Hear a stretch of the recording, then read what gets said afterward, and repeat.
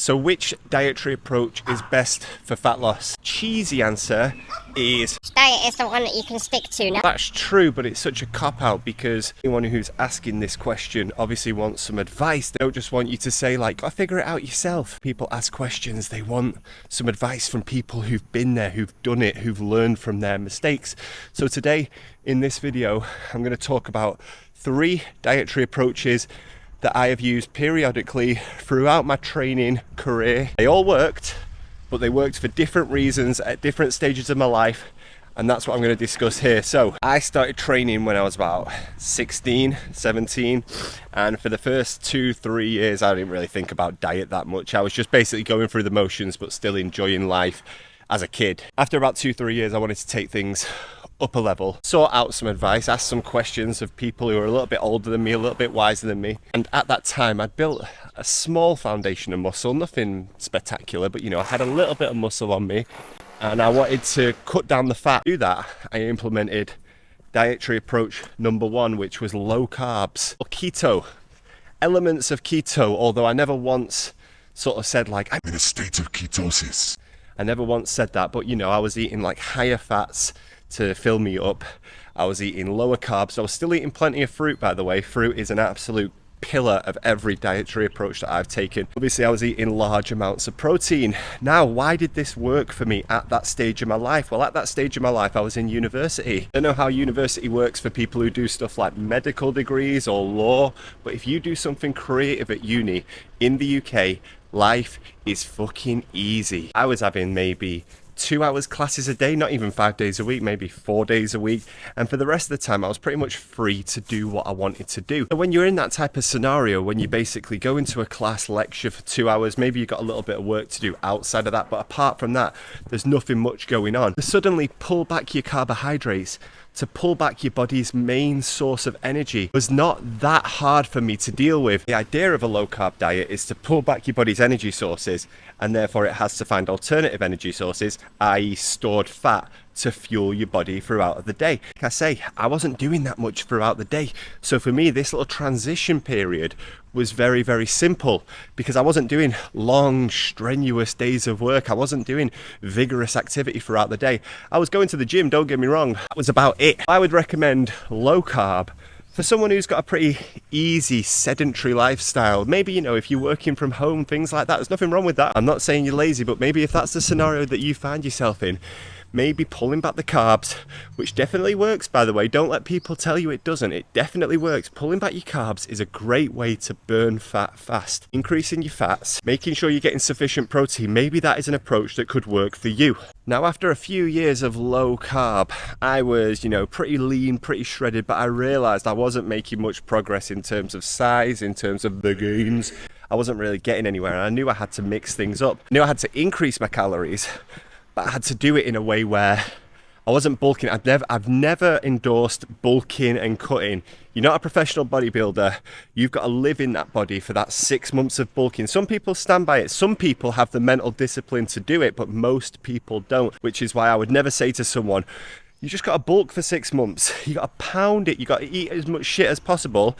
And then after 6 months, you just got to turn that switch off and go in reverse. I would never ever suggest that. If you've got the time, if you've got the discipline, you could implement dietary approach number 2, which was regular meals throughout the day. Now, I read a really interesting book called How to Set Your Metabolism on Fire. As I was reading it, there was a lot of science, a lot of stuff that I was understanding. You know, I was successful with this approach too, but I always have to come up with my own way of understanding it. Turning your body into a bit of a conveyor belt. The food goes in, just small amounts, it does its job, your body breaks it down, it takes what it needs, and then the food goes out. The benefit of doing this is that if you're not taking on excessively large meals, your body can process everything in a more manageable way.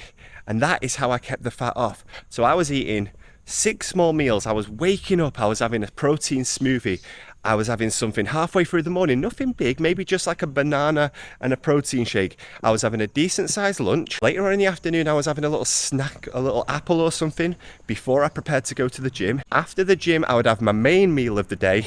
And then before bed, I'd have another source of protein. At that time, I had no commitments. I was working in Korea at this time. No girlfriend, no wife, no baby, no commitments. I could dedicate my life 5-6 days a week. At the weekend I used to enjoy myself, but 5-6 days a week I could dedicate my life completely to my fitness goals. During this period, I managed to make significant gains in terms of muscle, but I managed to maintain that lean body fat. So I would recommend 5 or 6 smaller meals throughout the day to those people who are maybe early 20s, just getting on top of shit. Your body's finally in a stage where it's ready to make those changes, but you don't have other distractions in life. If you're in that situation and you want to go hard on it, I would say look into 5 or 6 meals a day.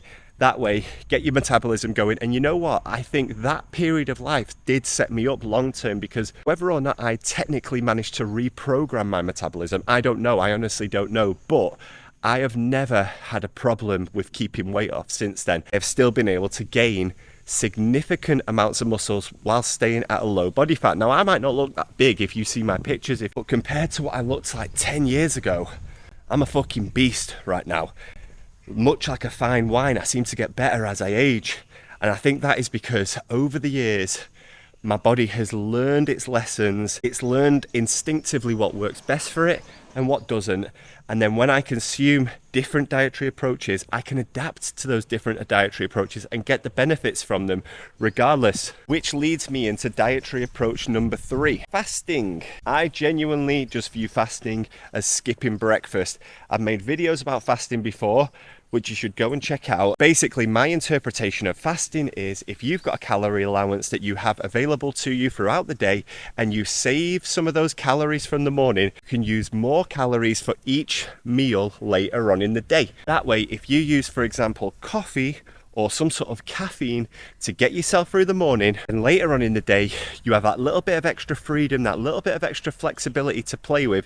You can have more filling, delicious meals. You can be a little bit more adventurous with your food as well, because you've got those extra calories to play with. So maybe you can introduce a snack later on in the day, keep that sweet tooth at bay. I think it is a great fucking method for the following sort of people. Your job is manual labor. If you are required to be like moving things around, lifting things throughout the day, fasting probably isn't going to work for you, because you are going to be needing to get through half of the day, pretty much half of your working day, pretty much basically fueled by pretend energy, i.e. caffeine. Now, you do get used to it over time, don't worry about that, but that initial transition period is going to be very difficult for you if you're usually taking on a big breakfast to fuel your morning and then suddenly that breakfast disappears. You also have to think about your training schedule if you're going to be fasting. When I was living in Japan a while back, I was training first thing every day, 4 a.m, 5 a.m. in the morning. I can't go there, work my bollocks off for an hour and a half, go home, get ready, go out to work, get through to lunchtime with zero fuel in my body. So in that case, I can't fast. If you're able to train later in the day and you're doing a pretty sedentary job, let's say an office job, I actually think fasting could be massively beneficial for you if your goal is to get past Leatherface here. If I just saw him behind me now chasing me like Leatherface, fucking like holding it up, absolutely shit myself. So if your training schedule is usually later in the day, and you're doing a pretty sedentary job, let's say an office job, something that you don't require, physical energy for, you can just sit there and sort of cruise control in your mind, fasting could be massive for you. It means you can have a larger lunch, you can have a nice snack to fill you up before your training session, and then you need to take on some really good nutrition after your workout, which will then set you up for the next morning. All of that protein that you take on after your workout, all those carbohydrates, etc., they are going to be broken down overnight. They are going to be what gets you through the next day, and they are going to be what fires you through to your next meal, which will be at lunchtime tomorrow. So there you've got it, my friends. 3 dietary approaches that have worked for me depending on what period of life I am in. So what I would do, if you're looking for some advice, think about what your lifestyle is like right now. Think about which lifestyle matches to which diet and try that one first. No guarantees it'll work, but I hope it does. If this has been helpful, drop a like down below. Comment down below what your favorite dietary approach is. I'm very eager to learn something different to what I've spoken about. Probably yes. And of course, subscribe to the channel for more content from me, Bald Bobby. See you in the next one, guys. Have a great day. Bye bye.